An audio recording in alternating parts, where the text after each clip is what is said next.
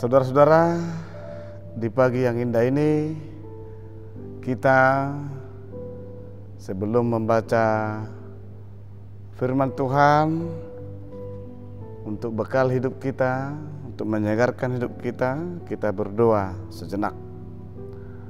Karunia dan damai sejahtera dari Allah Bapa dan Anaknya Yesus Kristus kiranya menyertaimu. Amin. Saudara-saudaraku yang kekasih, firman Tuhan menyapa kita pada pagi yang indah ini tertulis dalam kitab Zakharia 9 ayat 9. Demikian dalam bahasa Indonesia. Bersorak-soraklah dengan nyaring, hai putri Sion. Bersorak-sorailah, hai putri Yerusalem. Lihat, Rajamu datang kepadamu. Ia adil dan jaya. Ia lemah lembut dan mengendarai seekor keledai.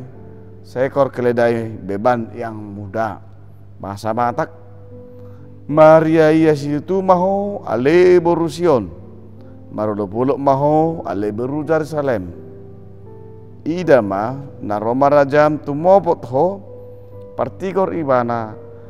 Jala si parmonang na serep dorohana, jala marsihudul di halude, dohot anak ni halude ina-ina.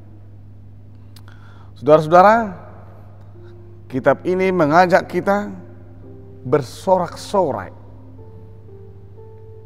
dalam sukacita. Apa alasan sorak-sorai dalam sukacita? Kita lihat dalam nats ini. Kenapa umat diajak untuk bersukacita? Alasannya karena datangnya sang raja.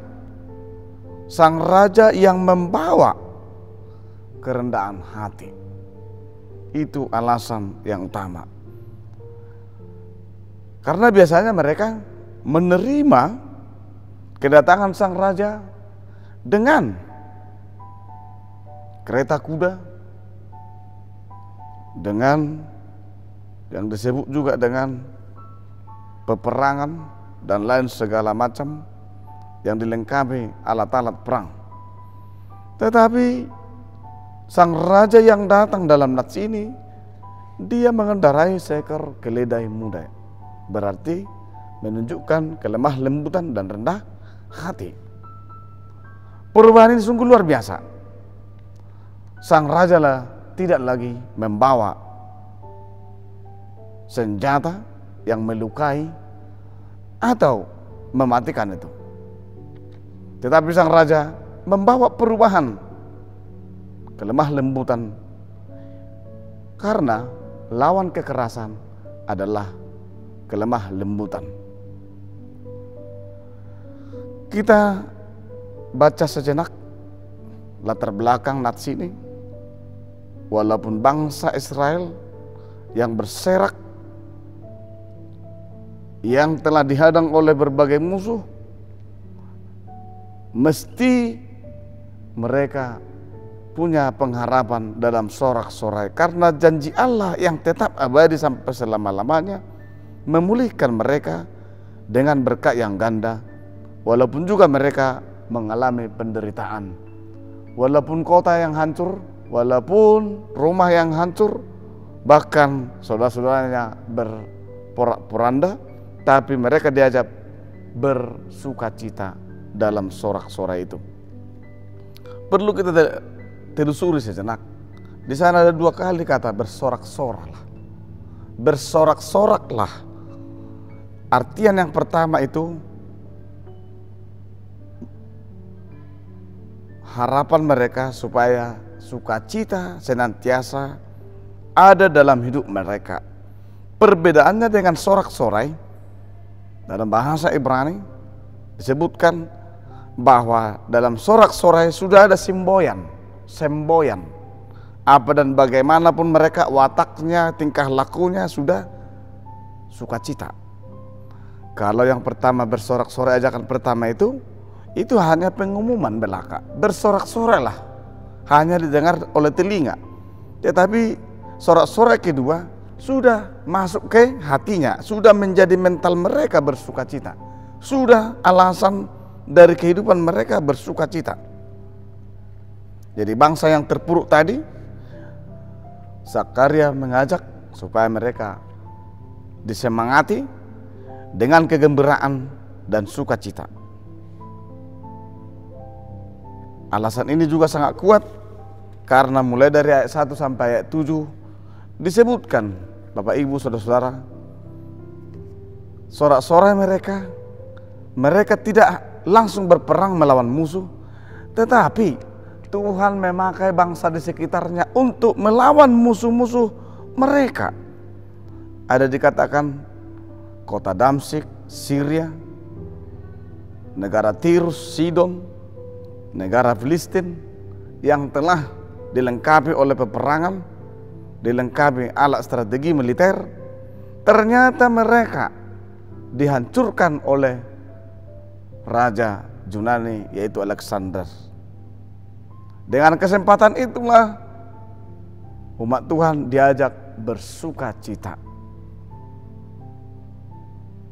Walaupun mereka tidak mampu melawan musuh, tetapi ada orang lain, bangsa lain disuruh untuk menghancurkan musuh mereka. Saudara-saudaraku, bisa aja hal seperti itu terjadi dalam hidup kita.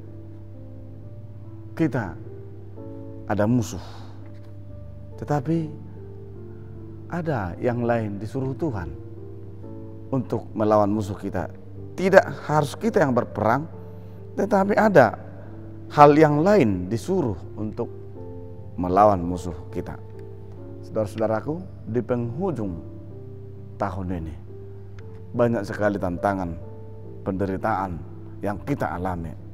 Tetapi ingat, Tuhan menyuruh yang lain melawannya. Bukan harus kita berperang melawan mereka, tetapi Tuhan punya kuasa untuk itu. Inilah alasan Zakaria untuk mengajak umat bersukacita, bersorak-sorailah. Sorak-sorai itu tidak hanya lagi didengar, tetapi sudah semboyan bagi mereka untuk bersukacita. Demikianlah umat Tuhan saat ini, di pagi ini kita diajak tidak hanya lagi semboyan bersorak-sorai, tetapi sudah menjadi mental kehidupan kita bersukacita dalam nama Tuhan, karena Tuhan telah melawan musuh-musuh yang kita anggap musuh. Tuhan menyertai kita. Kita berdoa. Ya Allah Bapa di surga, terima kasih firman-Mu menyapa kami, firman-Mu menguatkan kami, firman-Mu menghantar kami dalam setiap kegiatan aktivitas kami hari ini. Ada banyak cobaan dan musuh yang senantiasa menghadang hidup kami, tetapi melalui kuasa Tuhan semua musuh itu akan dilenyapkan.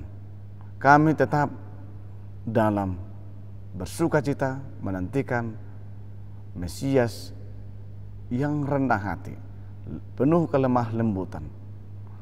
Itulah kiranya hadir dalam kehidupan kami.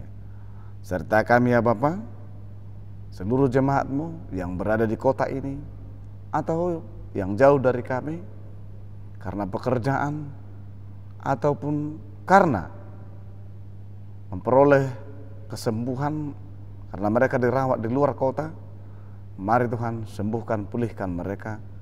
Yang berduka cita, senantiasa Tuhan berikan sukacita dan penghiburan kepada kehidupannya.